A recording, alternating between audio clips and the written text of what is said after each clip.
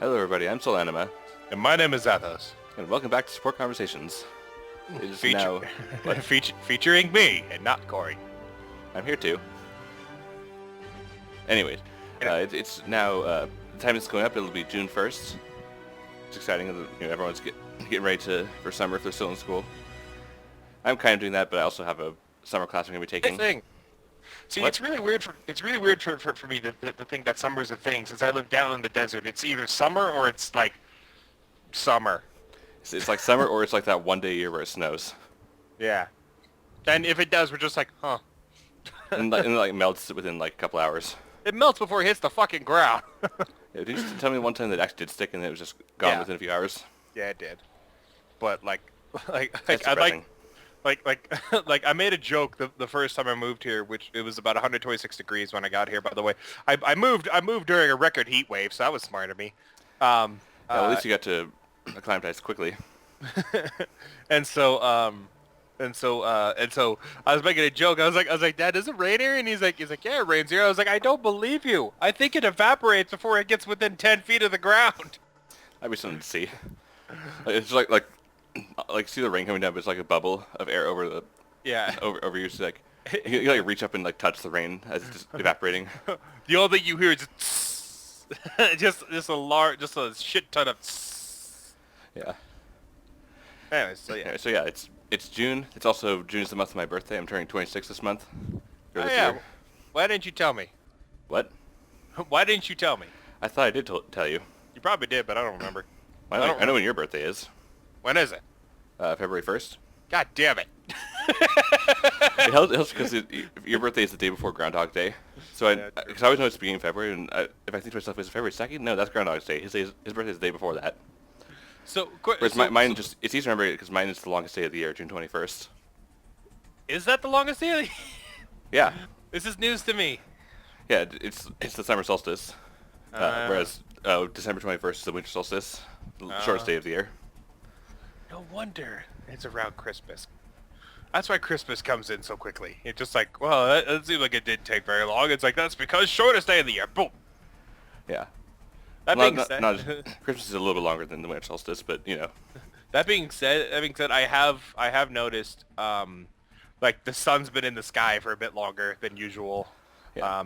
I like what they do in I like doing Animal Crossing to celebrate the solstices. And the summer solstice, it's daylight. It's like basically noon levels of daylight for the entire 24 hours of that day. Like never gets night. Mm-hmm. And then on the winter solstice, it's the opposite, where it's always like midnight levels of darkness. Like the sun doesn't rise that day. Where are they, Alaska? I don't know. It's just one day a year. It's not like it's a period of time. It's just like it's that one day. It's like, hey, it's a special day. It's a summer winter solstice. Anyways, so yeah. In other news, game came out fairly recently. It's a little known game. Not a lot of people know about it. It's a little bit obscure, but it's a little obscure. We've been having fun with it. It's called Overwatch. And like that, everyone just goes, oh, that game. They're pulling our legs. Anyways, all three of your legs. That being said, Overwatch is stupid fun. Yeah, it's been great. It reminds me a lot of when I first started playing TF2, and I like Corey can tell you, I put a lot of time into TF2. Yeah, when the Pyro update came out, you spent like what, $200 on the Pyro update? Yeah, just that alone. God knows how much I spent on it other than that. Yeah. But yeah, I was a big fan of TF2. I love Valve. Like Valve and Blizzard are two of like my top. Yeah, they're really solid developers. Yeah. That being said, Blizzard is owned by Activision, so. Yeah, they still make good games. Like, I learned that fairly recently. It's like, Blizzard's owned by Activision. I'm like, they're what? Yeah.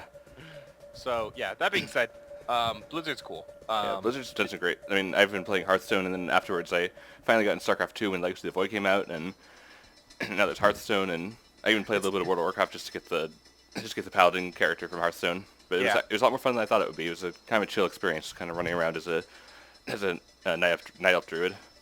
Yeah, but anyways, it's actually something that's actually kind of fun because like my mom, she's not really big into video games. She really can't play them because her mind just can't keep up with it.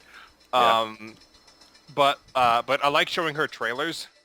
Oh yeah, Overwatch has some incredible trailers. They got some Pixar trailers. Yeah, like remember when they showed when the first one was shown, like the the one where it actually introduced characters like Tracer and Winston. Tracer Reaper, Winston, and Widowmaker. Yeah. Yeah. As well as Doomfist Gauntlet, which, by the way, I realized this a little bit recently when I was playing it. That in one of the payload maps, I think it's Mumbai. Yeah, I could be wrong, but I think it's Mumbai. Yeah. The payload is Doomfist Gauntlet. Yeah, I noticed that last time I think it was there when you pointed it out. I'm like, oh It's yeah, like, that is the gauntlet. It's like, oh, look at that. Yeah. I just like the little Easter eggs, like how in that first trailer there's a point where it shows like the security office where the officer's not even paying attention to the screen, just playing Hearthstone on his tablet. Which was before Hearthstone was available on tablets.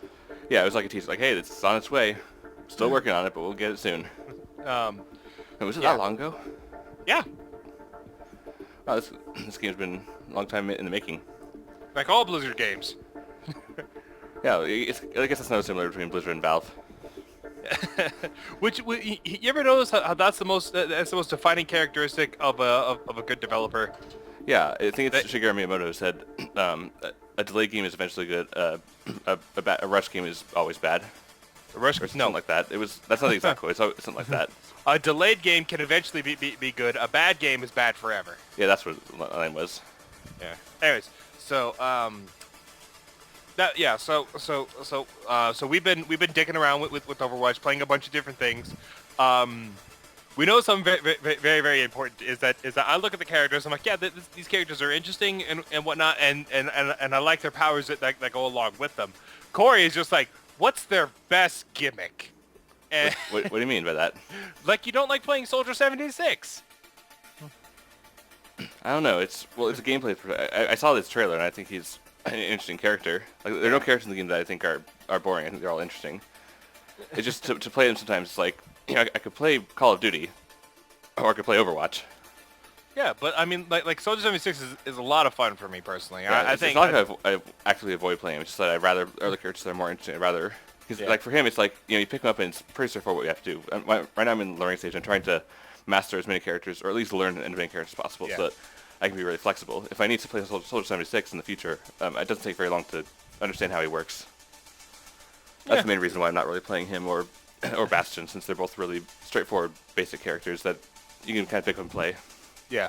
But as longtime viewers of both of our channels would probably know, is that I main support. I naturally just main support. Yeah. Did you always main support, or did you not notice that until you picked up League of Legends?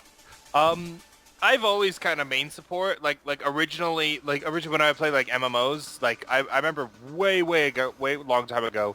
Like when I first played, I think when I played RuneScape, I wanted to be like an assassin. That's what I wanted to be. I wanted to be that guy who could just like, who's all sneaky and mysterious and like can just like kill stuff. And I realized, man, I need to get over myself.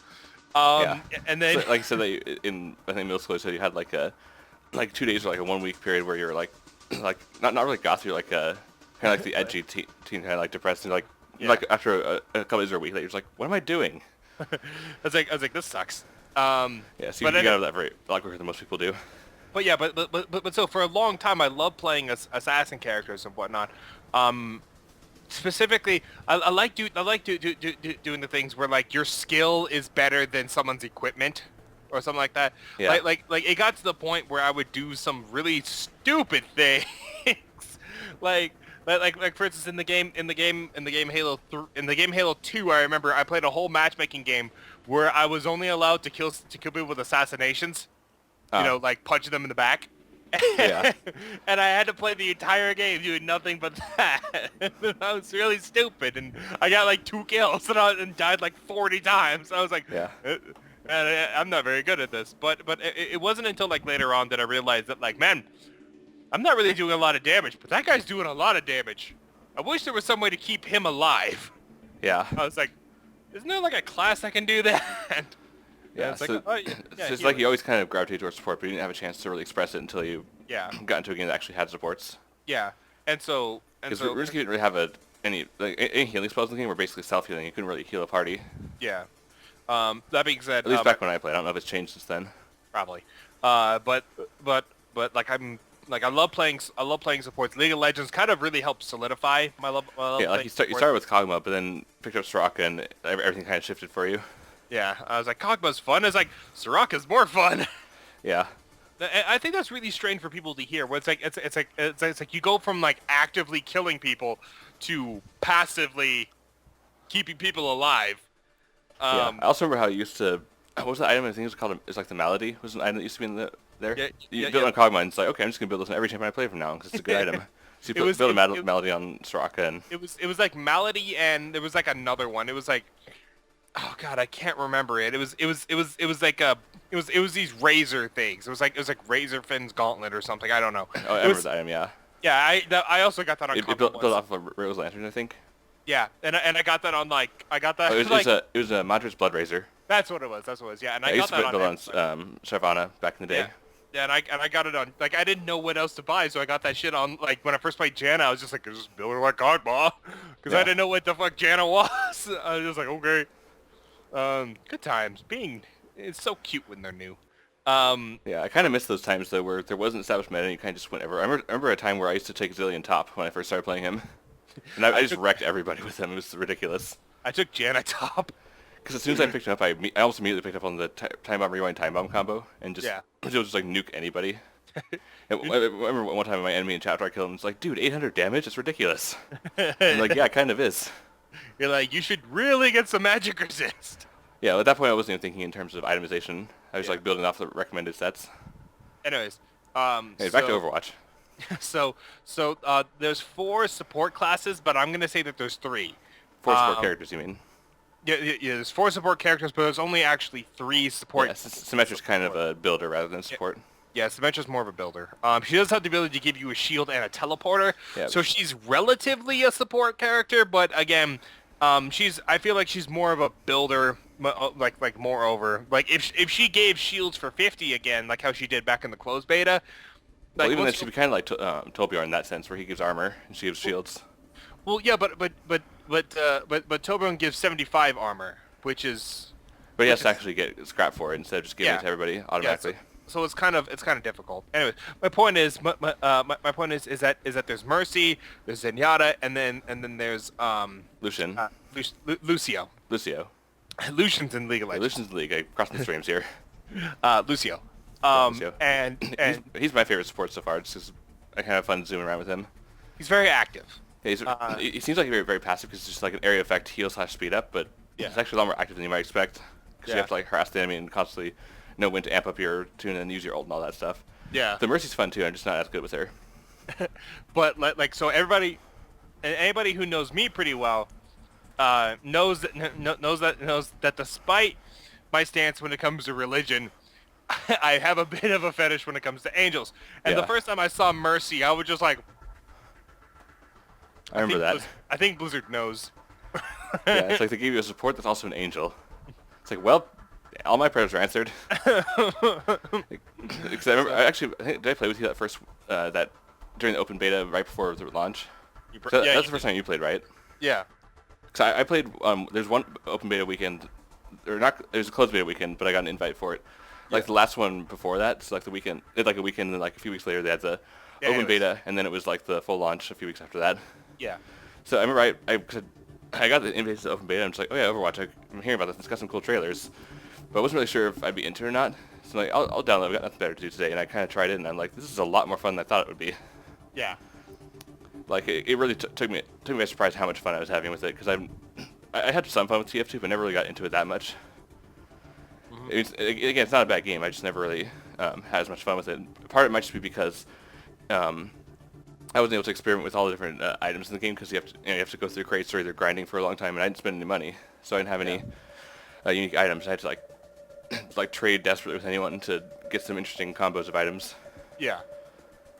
You know, like I didn't have a huntsman for like weeks until weeks after I started playing, and I'm like, that's a really fun weapon. Yeah. That being said, me banning support, there are some characters who are absolute cancer to me that isn't exactly that big of a problem for other classes. So for Like instance, Reaper. Reaper's a problem for me generally, but because of his general short range, if there's someone that's within eyesight for me as Mercy that I can jump to, I can just get out of range. Yeah, that's why Forrest is a great character to Yeah. pair up with Mercy. Yeah, oh, and this is very important for those of you who haven't played Overwatch yet and are starting to get into it. Do Yeah. not pocket somebody. Like, if you play a lot of TF2, you know what I'm saying. Yeah. When you pocket somebody, you stick to them and you never ever fucking leave them. What you want to do is not that. Yeah, pay attention to your hikes. It'll point out when people are low on health or critical. Yeah. Help them, and then go back. If everyone's good, then you go back to someone you want to amp their damage up. Yeah. And that's very important. Don't forget that you have that damage amp, because sometimes I forget I do, and I'm just like, man, if only we were doing more. Oh yeah, I can do that. Yeah. And it's very important to be able to swap in between, because you swap in between the beams instantly, and the effect happens instantly. So don't be afraid to give someone a bit of a damage boost for a second, and then when they start taking damage, just swap back to healing, and then when the damage just stops, just swap back to giving them damage. Yeah.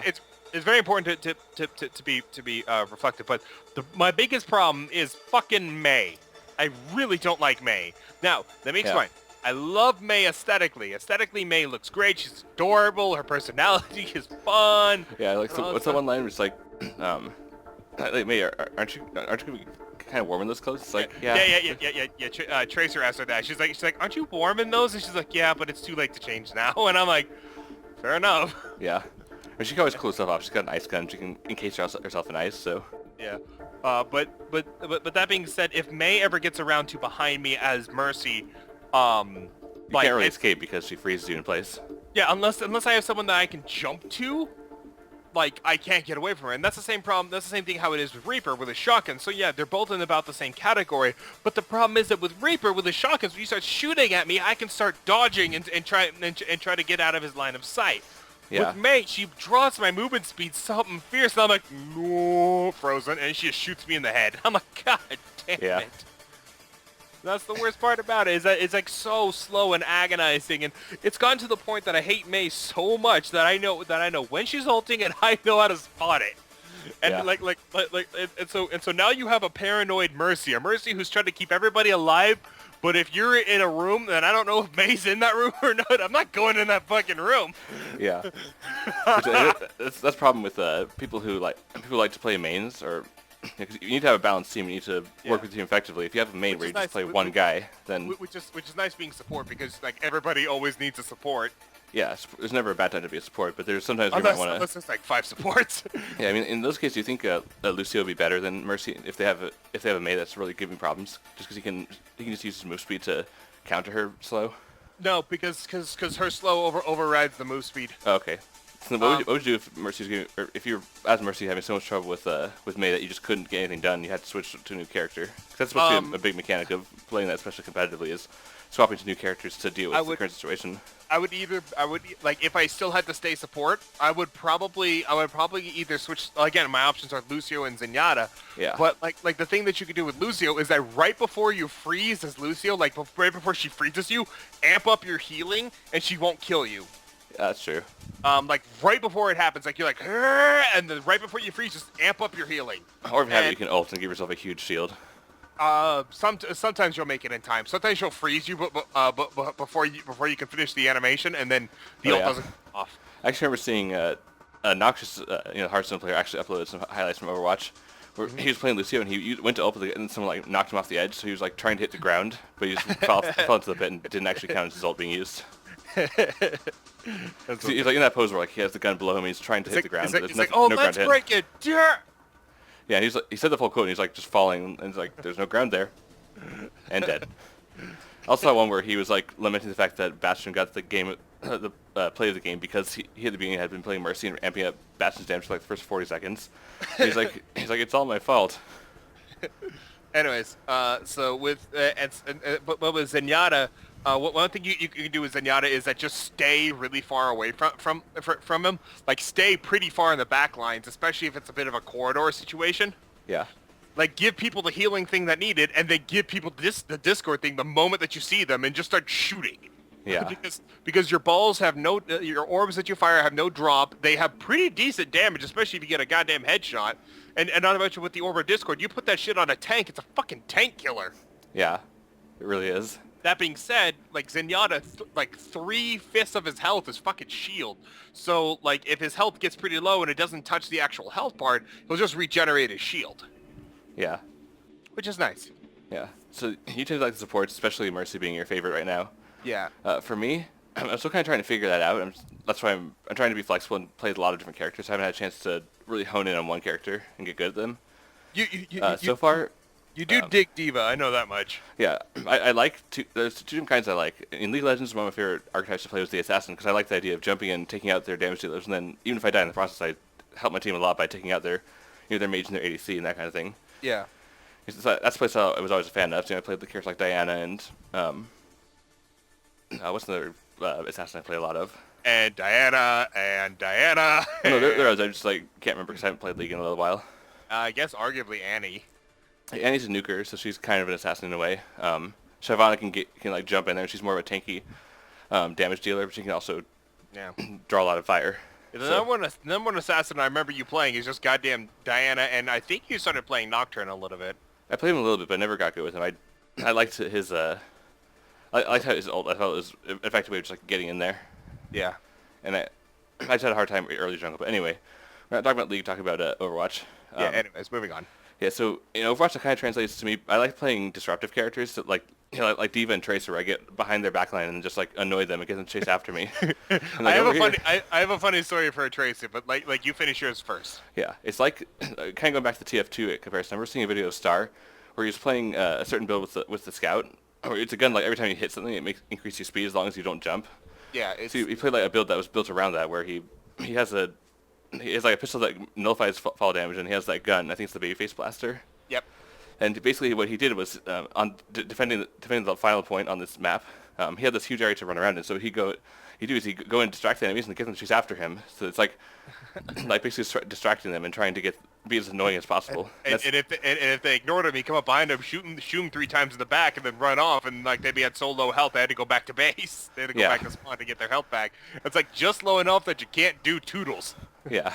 It's like if I had killed you, you would have respawned by now. Yeah, it's it has a spy station. It's what are you doing? You're a spy. I'm supposed to be the one who hunts down the spy. The spy's not supposed to hunt down the scout.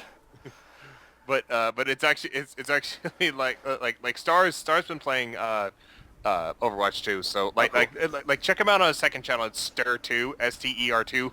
Yeah. So that's always nice. But anyways, funny story with the Tracer. Real quick. I was almost done. Okay, go ahead. So yeah, that's kind of my mentality playing with, especially with Tracer, but also kind of with Diva. Just get in there, annoy them, and if they turn to with Diva with Tracer, because she's so squishy and has so little health. Yeah. You basically go in there when they start shooting you, just recall out of there. Just press E and recall out, or it's dash away if you don't have a recall, and just be annoying. And if you can get someone get 2 or 3 people to chase after you, then that's half their team that you've got distracted. That's a third of their team. Well, 3 people is half their team. All right, fair enough. But if you can get 2 or 3 people chasing after you, then that helps your team. Push the payload or try and make it push onto the point. You just be annoying. Then with Diva, she's not the tankiest of the tanks, but she's got enough armor so that she can get a lot done. And if she can get in the backline, especially if she can drop her ult and just take out all their defensive structures, like their turrets, and maybe take a couple of characters with them. Or at the very least, disrupt them so they're not all tightly bunched anymore. Give them the scatter. If you can clear the point, then that can be a lot for your team. And on top of that, she's got the pretty effective shotguns, and her booster lets her fly over certain areas, so she can easily get into their backline without noticing. And she can ram people with it. Yeah, that's fun too. It's those two, and then I also like Widowmaker because she's the opposite, where instead of pushing forward and annoying their backline, I stay back and I take out their big threats. So it's again kind of the assassin idea of taking out the damage dealing threats, but in this case, instead of jumping in there, I'm staying in the back. Yeah. Which kind of goes back to my love playing sniper, playing Infiltrator in Mass Effect, for example. That being said, I don't like playing Widowmaker. Like most of the time, I love playing sniper in I remember when Corey and I were pretty big in the Call of Duty, specifically Black Ops 1. I always liked playing sniper because that shit was fun. Yeah, well, I didn't play Call of Duty once without you guys. It's just we played Capture the Flag and Zombies, and that's all we ever did. Fair enough. But yeah, I like playing sniper, and that stuff was fun. But I don't know why. For some reason, Widowmaker just doesn't translate right for me. I don't know. I'll have to give her a few more tries. But anyways, onto the Tracer story. So I was playing Mercy, and I was playing solo with a bunch of randoms. Yeah. And so it was perfectly fine and dandy. They needed a support, and I guess nobody wanted to go support. So I'm like, all right, I got you. So I'm playing goddamn Mercy, and this Tracer kept coming into our back line and kept shooting me because she's smart and she knows to shoot me. Yeah, you always go for supports first, especially Mercy. Yeah. It's like when you play TF2. Who are you gonna kill first, the medic or the heavy? Probably the medic. Yeah, unless you have some way of like taking down the heavy quickly, and then the medic's like, "What do I do now? Run!" But even then, the medic can then run off and then help someone. It's like, no, you Yeah. want to take him out. Yeah. Anyways, so she comes out and she starts shooting me. And when Mercy gets hit, she actually makes this audible thing where she says, "I'm being attacked," or "Help me," or "Get them off me." She says something like that, which is Yeah. audible for every ally around her, saying that she's being attacked. Yeah, that's really nice that they did a great job of not just like sound design, like all different sound effects, but with the voices, how the characters say things like, "I found their teleporter," or so there are things that you could just add in like a menu, like you could have little context menu saying "teleporter found," but they just have it do it automatically. Yeah, which is nice. It's great for continued communication when you're playing with randoms who don't talk. Yeah, but anyways, so the Tracer comes back in and starts attacking me, and after about her third like kind of going back and and when I realized none of my teammates are attacking her. In fact, none of my teammates I think even realize that I've been hit this entire time. Yeah. To which my initial thing is to run and go get health because I'm kind of low on health. And yes, Mercy does regenerate health after a while, but I'm gonna grab a health pack, and this Tracer ends up following me to a few health packs to the point where I ring around the Rosie with her about like 4 times. So I'm like, I'm getting tired of this. So I just pull out my pistol, and Mercy comes with like this little pea shooter, does like does fuck all damage, but Tracer has no health, so I just line up, shoot 5 times, and I get her like 4 times in the head and take her down. I'm just like, why didn't I do that from the beginning? Yeah. So yeah. Yeah, so It's been fun so far. Yeah, it's been a lot of fun. Yeah, so Mercy's fun, and be careful when you play with randoms. Yeah. And for a while, I know that one of my most hated characters was Bastion, just because he shreds armor so much that when I was playing D.Va, I just lose my if I got into his line of sight at all, I just lose my mech immediately. How do you think I feel as Mercy? Yeah, I know. But I've had to the point where I'm like, he's not actually overpowered. He's just really easy to use, and it's just. But the thing is, when he's in his turret form doing massive damage, he can't move a lot. I can't move at all, so he's a really easy target for just about anything, like fire rockets or for Widowmaker. I just started playing Widowmaker a lot more and just snipe him. Yeah. At this point, I feel like the roster's pretty well balanced. I don't think there's anyone who's particularly overpowered. There's certain combinations can be very annoying, like when you have 2 Torbjorns and Symmetra defending a point. I'm never letting that one go. That was so annoying. You know what's even more fun? I played a game as Torbjorn also today, and we needed a builder. And every time I set up my my turret, like they pretty much destroyed after a few minutes, and sometimes they almost destroyed immediately. And so what I started doing is that as they were pushing the payload onto the final thing, I hop on it as Torbjorn with like full scrap from all the stuff of all my turrets getting destroyed. Because every time your turret dies, you get 25 scrap for your dead turret. And so I run on there, and I just drop a turret in front of the payload, and I'm jumping around the payload trying to dodge everybody trying to hit me. My health gets low, and I pop Molten Core, and I just keep dropping fucking turrets every time they kill it. Like when they come back, I drop another turret, and then I just keep shooting everybody. And whenever my health gets low, I just drop an armor pack for myself and give myself 75 health right there. Yeah. And I did that, and I completely defended the point for a good, 5 minutes with that.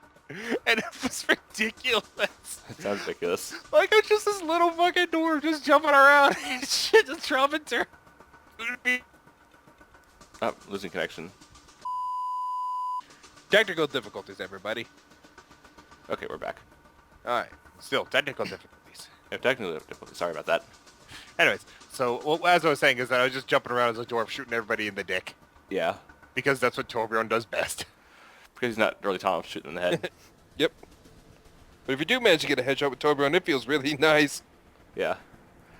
Wait, was it the last podcast that we talked about D&D, or was it the one before that? I think it was the last one. Yeah, I remember it was one we had Scott as a guest host. I can look it up, but I'm not going to do that right now. I'm lazy. Anyway, not sure what I think of D&D. Probably just because the dwarf comment, and then I remember one of the sessions we had where a character we had was a dwarf, and he was talking about how he has to make a roll to see if he gets noticed because he's so short. Oh, you mean Alex's character? Yeah. Yeah. Except there's a point where it's like, I'm going to make a roll to see if I get the attention of the king. And it's like, why do you do that? It's like, no, you don't understand. Even with my arm raised, I'm short. My arm doesn't reach past the above the crowd. It's like, you're really tiny. Yeah. But he was also a berserker, so he was like he's really burly, he's short. Anyways, speaking of D&D, by the way, do you want to tell them about our new characters that we got going on? Sure, I mean, we already talked about D&D, but we basically said what we have to say about Overwatch. It's really fun. If you don't have it, go get it. It'll give you a lot of fun entertainment, especially if you enjoyed TF2 or to a lesser extent any MOBA, because it's they got skills kind of like League of Legends or Heroes of the Storm, that kind of thing. Yeah.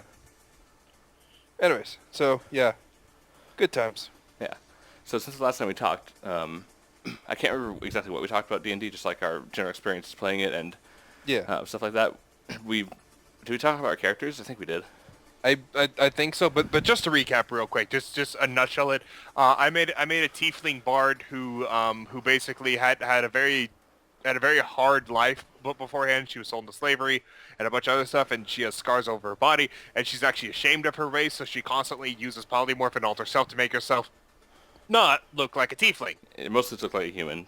She changed her appearance often too. Yeah.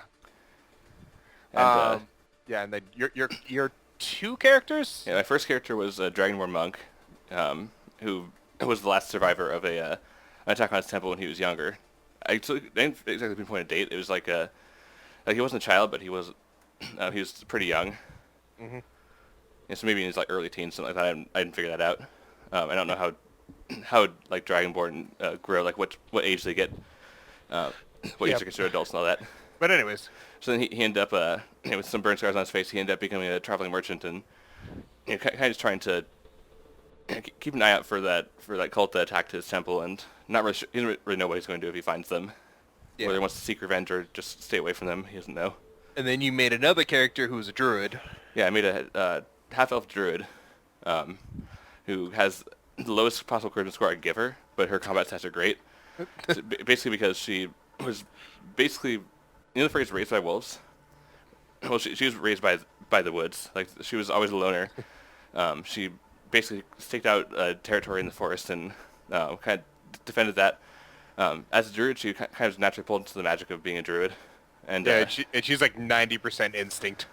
Yeah, she's like 90% instinct. She knows common just because the spirits of the forest taught her that in her dreams or something like that. And she's drawn to protect the forest. She doesn't really understand why. It's like again, it's like instinct. She just kind of protects it because something in her is pulling her to do that. Mm. But mostly she's very kind of self-centered because she's never had to be with the party before. So I've had fun with her, like trying to learn how to deal with people. Yeah. And learning like what currency is and things like that. Yeah, we actually had a conversation, and that was cool. Yeah, and then she also actually was in the same campaign as your character, your tiefling Isel. Yeah. And she ended up just kind of clinging to her because she heard Isel as a bard playing music, and she'd never heard anything like that before, so she was kind of like was entranced by the music. Which was fun. So that's how she got into the party, and she doesn't really trust anyone except for Isel right now. Yeah. But we'll see what happens. By the way, tune in on Fridays for our fucking D&D sessions. Oh, yeah. I mean, you won't be able to catch the next one because it's being recorded in advance, but every Friday we do a little D&D session, and Zathos likes to live stream our D&Ds. Yeah, because I'm weird. Anyways, that being said, we recently made a few, like 2 other characters between the 2 of us because we've been recently watching Critical Role, and if you haven't seen that, go watch it. Much better than our shit. Yeah, these are like some professional level D&D players, like a bunch of voice actors and one guy who's an incredible DM. Like he really knows what he's doing. What's his name? Matthew Mercer. Yeah, Matthew Mercer. He's like a god amongst dungeon masters. Yeah, he's really good.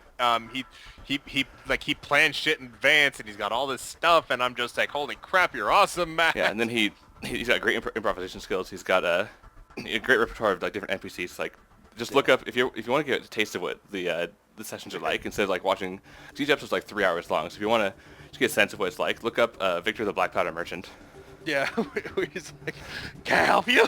I can't do the voice, but Yeah, I don't know if I could do the voice either. I'm not going to bother trying.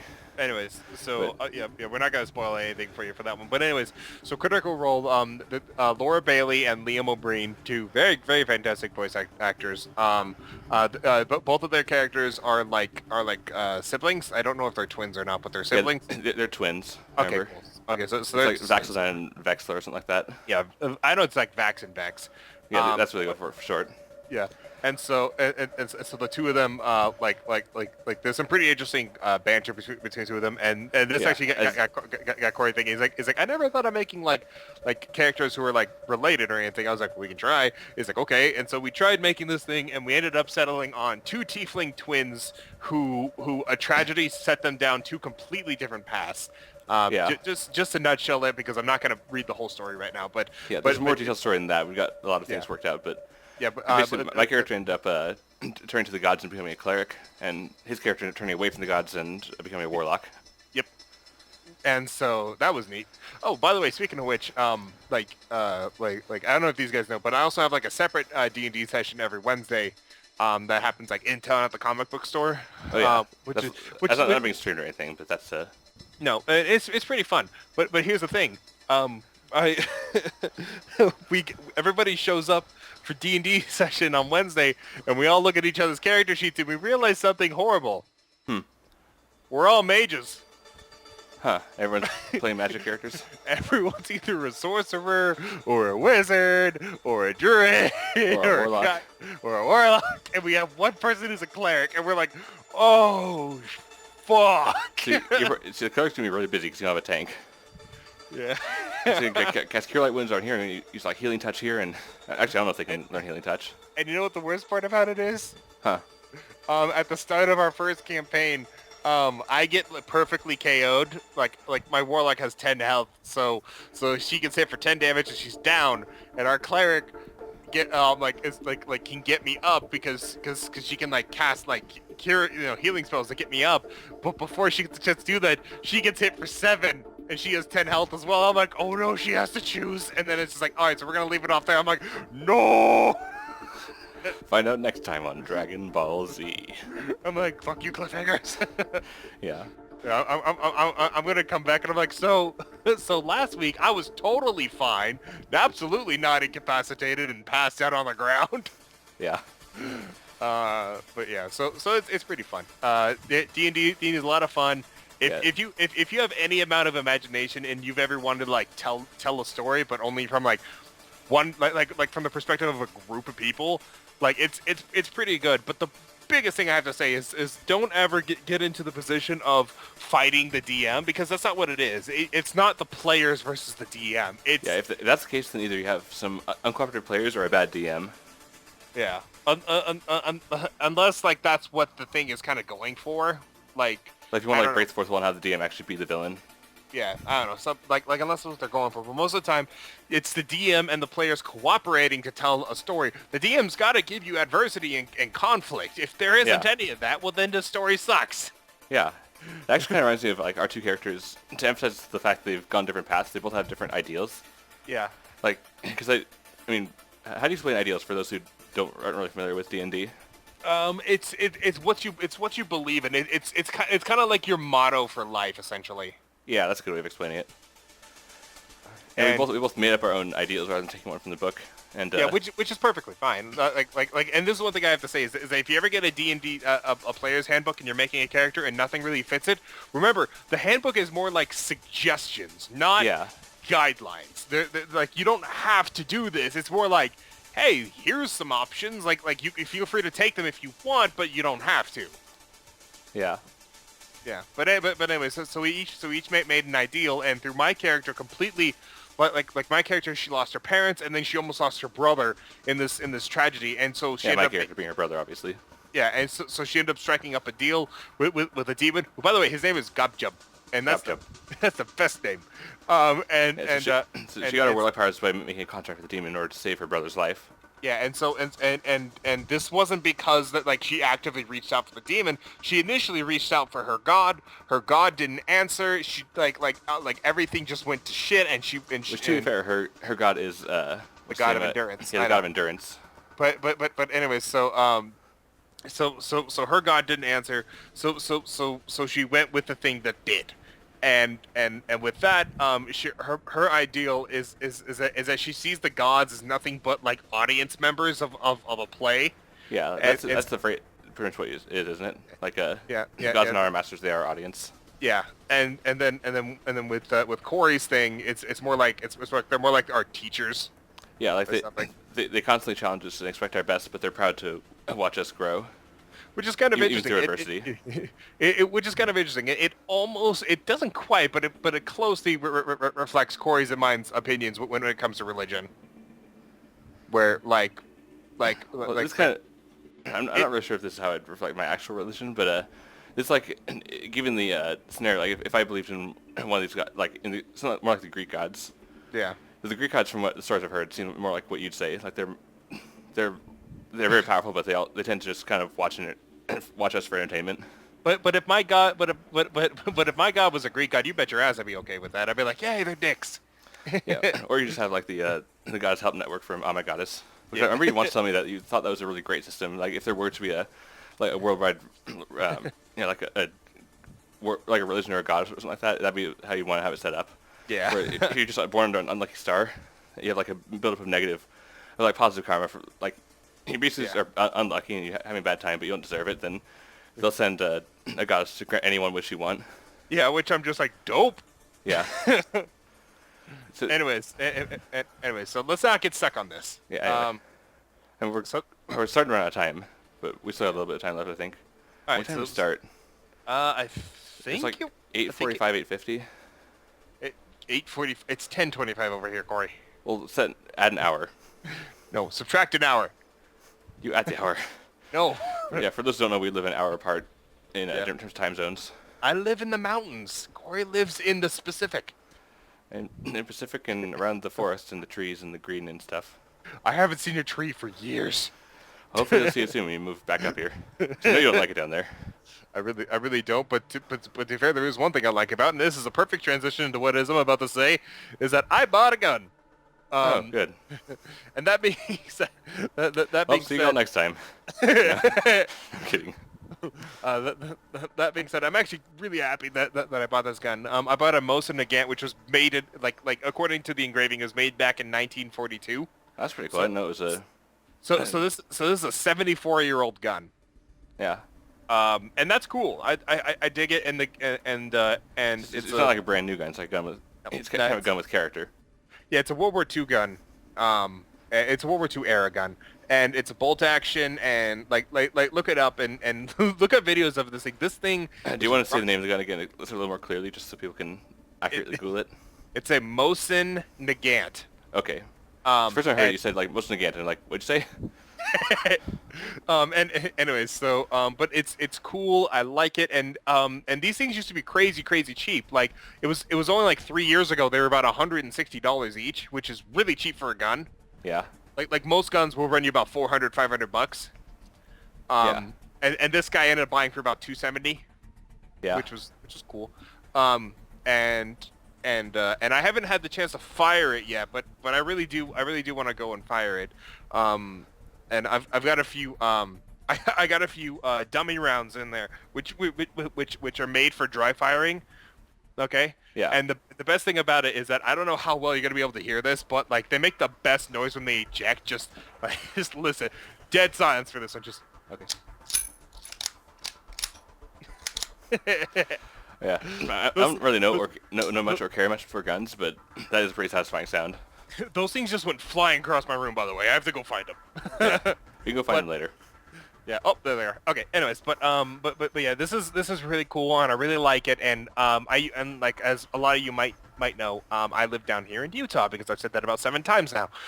Down here in Utah, it's a Republican state. Buying this gun was actually pretty simple. I just said I wanted the gun. They did a background check on me with like I gave them my ID, and they did a background check, and they were just like, okay, what's that? And it's like, can you have him tell me what what the last 4 of his social is and stuff like that, and just to make sure they got the right guy and everything. And it took like a solid like 30 seconds. They're like, yeah, you're good. I was like, yay, no felonies.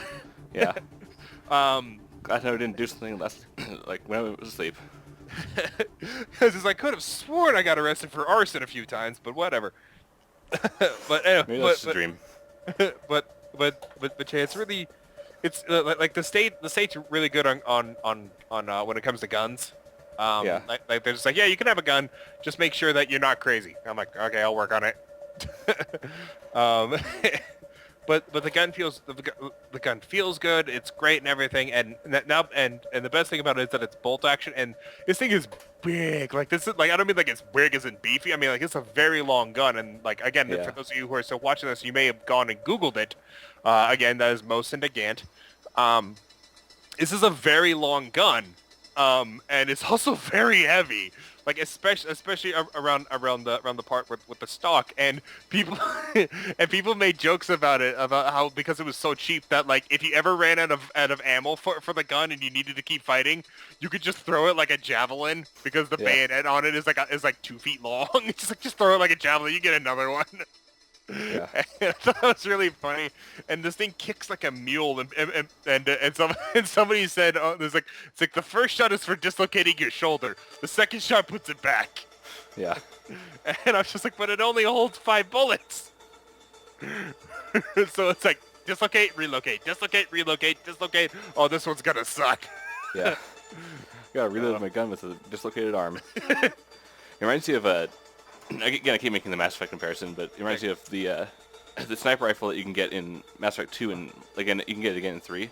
But in 2, like on the collector ship, you get towards either like gaining mastery in another weapon type, like as an infiltrator, so that I could either gain mastery in like assault rifles or shotguns if I wanted to be more versatile, or I could just get a really, really powerful sniper rifle. And you're like, "I'll take the sniper rifle." Yeah, and I looked at the description for it, and it said that this thing is designed for Krogans, and if, for any other race to use it, at least on average, they break their armor trying to fire it. And you're like, "I'll take it." So yeah, so Shepard is just that awesome that he can handle the gun that's designed for Krogans. He or she, depending on what your Shepard is. I played both. Last time, actually I played an infiltrator for both male and female, because I went back to play through, because I realized I hadn't finished the trilogy as FemShep yet, and I'm just like, I want to play infiltrator because that class is just fun. Even though there are a lot of classes I haven't tried yet. I have not finished Mass Effect 3 at all, which I'm okay with. It's kind of sad because it's actually pretty good. Sometimes. But anyways, and that's a topic for another podcast. I could talk about Mass Effect all day, honestly. I could fill like an hour-long podcast just talking about Mass Effect. I'm just that big a fan of the series. So my question is this, Corey. Okay.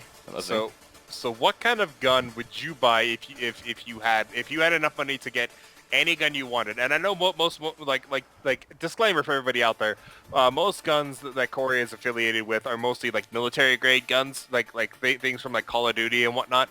Yeah, because I don't know anything about like I know stuff about guns. The only thing that I've learned about guns is for the brief time I played Black Ops 1. Well, okay. So let me ask you this, Corey: would you get a pistol, a rifle, or a shotgun, or like a machine gun or whatever? A lot of it would depend on like what I was getting for. Like, would I want to? No. Just to like take it to firing range to kind of recreational use. Yeah, recreational use. Yeah, it wouldn't be for hunting. Hunting or like self-defense, which in self-defense I doubt I'd. I feel like I'd be the kind of person who for self-defense I'd have like an unloaded pistol with me, so that I wouldn't actually, because I probably wouldn't actually fire it, but just the threat of having it out, I just pull it out and just the threat of having a gun could get people to back off. Just make sure it's not a revolver, because people can see if it's loaded or not. I wouldn't pick a revolver. I pick something that's more easily concealable. Revolvers are pretty easy. It reminds me of like what was that game? This game. Anyways, Corey, answer my question first before you go off on that tangent. Okay. For recreational use, I'm not really sure. I never thought about it. Like as far as military guns go, my favorite guns in terms of their feel, assuming they're accurate to the actual gun in Call of Duty, I kind of like the Galil for a little bit until I got the later weapons like the Commando. Yeah, which I believe the Commando is an M4. I want to say it's an M4, but I'm probably wrong. Yeah, I have no idea. I also like the for just a standard like single shot rifle, the FNFAL. Yeah, which the FNFAL is fantastic. One gun that I really want to get in terms of like World War II guns is the M1 Grand, but those things run you like $2,000. Yeah. Yeah, it's not $1,000, it's $2,000. like those things are crazy expensive, but like I would like one. Honestly, my only experience with any kind of gun is as a kid I had a BB gun, So I probably go for something that's like a single shot rifle and go for more sharpshooting rather than just like spraying at a target. Yeah, absolutely. Sharpshooting just feels really nice. Where Yeah. That being said, I it's, don't know if I'd want to go for a full-on sniper rifle yeah, because first off, those are probably really expensive. And They second off, I are. don't think I'll ever need to hit something that far away. I need to hit something 2 cities over. Yeah. Why? Although, 'Cause I would hate- say if I was ever like if ever for some reason decided to join the military, well, first off, if I joined the military, I'd probably join the Air Force and be like a more of a technical kind of person. Like, if I joined the military, I'd be in the Navy. yeah, Just because I have a reason to be seasick every day. yeah. But if for some reason like I had to choose an occupation where it was like boots on the ground, actually in combat, I would choose to be a sniper. Yeah. Well, I mean, to be fair, you do kind of become a bit of a high priority target once people know where you know about you. Yeah. But still, it's just I don't know. It's like I said before, even in games, I like the idea of being a sniper of picking things off from a distance. But so yeah, I guess if I were to get a gun for recreational use, just for firing at firing ranges, I'd pick some kind of like single shot rifle. Yeah, and I hope we're not triggering anybody over there talking about guns. But if we Yeah. are, well, it sucks to be you. We're not talking about gun violence. We're just talking about the guns themselves. Yeah, we're talking about tools. Do you get triggered when somebody talks about hammers? Because if you do, you might want to see a psychiatrist. Yeah, I mean, there's those cases of like like abusive parents maybe possibly using a hammer to beat their children. That's really messed up. Well, you That should could be a still trigger, see but- you should still see a psychiatrist about Yeah, that. that's what I'm saying. That if that's the case, then yeah, go see a psychiatrist. Not because you're messed up, it's because you need some. It's probably Talk need to get that- some help. Yeah, talk that shit out. You like you need to talk to somebody about that. I'm not Yeah, saying. It's like there's a lot of talk in I've got a psychology of gender class, and there's a lot of people. I've been hearing a lot of people talking about how or a lot of like psychologists saying like it's especially for men, it's not a weakness to seek help. Yeah, and If you got something wrong with you, if you got like a traumatic experience you need to get through, or like a mental disorder of some kind, seek help. It's not weak. It's not considered weak to help just because you're a guy. yeah, think of it like this. Like a lot of world leaders needed to seek help for assistance in their country. Your body is a country, Yeah. okay? You need, and your brain is a part of that country. You need help. Go Yeah. get some allies. Be like Winston Churchill. Winston Churchill had a bulldog. It was awesome. Winston Churchill was awesome. Yeah, he has some pretty good quotes. Yeah. The only quote of his I remember is the one about pigs, where he's like dogs look up to people, cats look down on people, pigs treat as equals. Yeah. Anyways, so I think that should just about wrap this up. But Yeah, aside from the fact that there was the one thing I was mentioning before, where there's a download-only game, I think, on the Xbox 360, like Oh, Xbox Live Arcade, called I Am Alive. Do you remember hearing about that?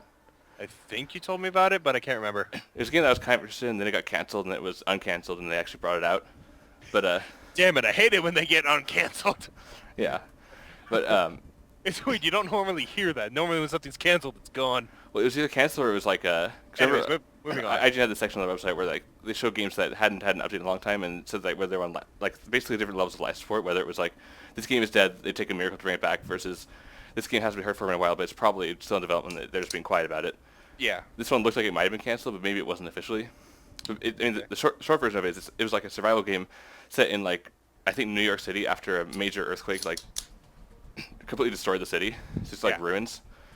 And there's an interesting mechanic in that game where you had a pistol, but ammo was extremely scarce. Like if you found like 2 bullets, you were a happy guy.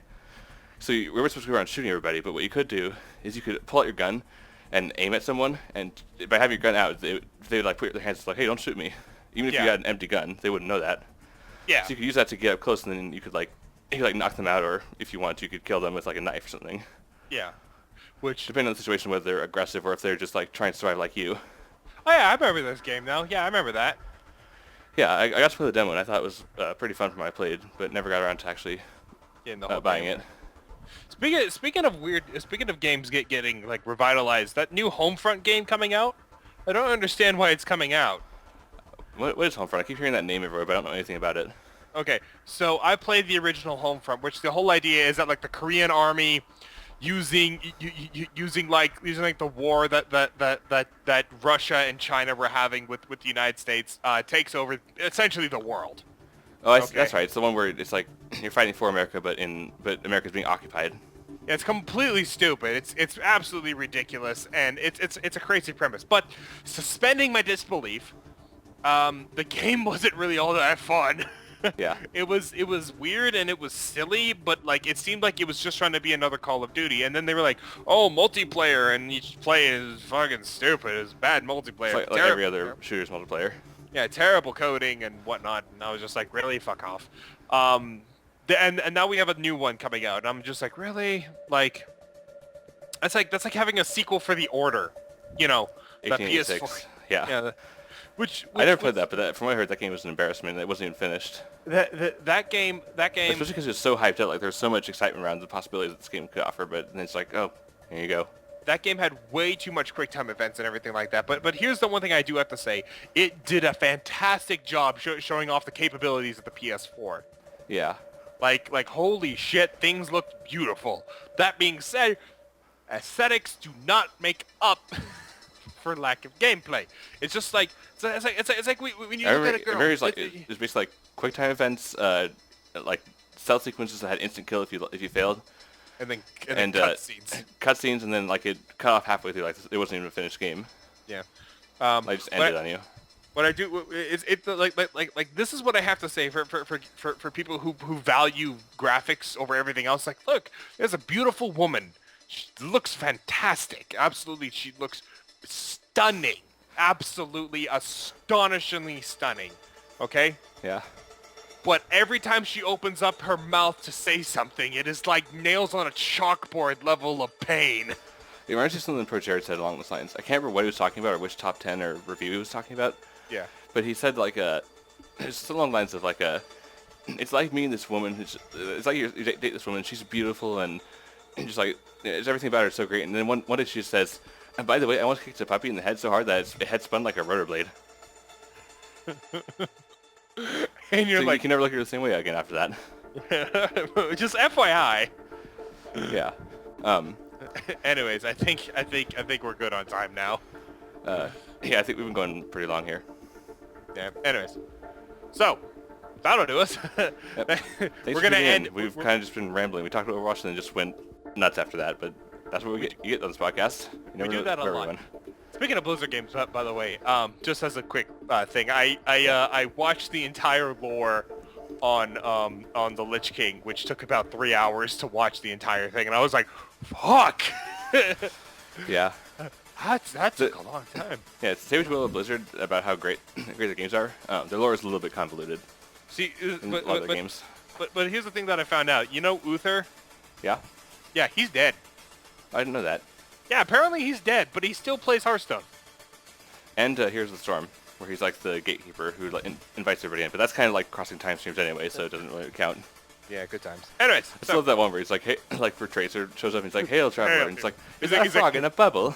he's like, hail, hero. And then, like, she never acknowledges him. He just stays there with his hand up. No one acknowledges him the entire time. And he's just like, my arm's getting tired. And then she's like, is that a frog in a bubble? And she like teleports after it. Yeah, just zoop. That was a like, great oh, character introduction trailer for her. They are so cute. I found some Vikings. And then she's like, love the hair. Yeah. I wish my hair could be fixed with just a simple blow. Yeah. Anyways. Sometimes I forget they have very long hair. Yeah, my hair is down to my nips. Yeah. That's very long. It's even longer than I thought it was. Yeah. Anyways, so thank you everybody so much for tuning in to our ramblings. I hope this provided fantastic background noise. Yeah, hopefully. If anyone's actually listened to this point, like all the way at the end of the podcast, either you skipped the middle part and you just listened to the end, or you actually sat there and listened to the whole thing. And good job for that. I don't know if we have much of an audience because we never get any comments on these, so I don't know what people think, but I think Jack listens to us for background noise, which he thanks. listened to the first one, and he said that we had him laughing like the entire time he had to drive to work or something like that. But I don't know if he's listened to the more recent ones or not. That'd be cool. Jack has a job? Apparently. He said something, in the comments was something about how like we have to remember to listen to this on my way to and from work from now on or something like that. Okay. Anyways, so thank you everybody so much for watching. Yeah, we will see you all July 1st. I'm not sure what we're going to talk about, but it'll be something fun. But it'll definitely be made up on the spot and improvised as all fuck. Exactly. That's what you're here for, if you're actually here. All right, bye-bye. Goodbye, everybody.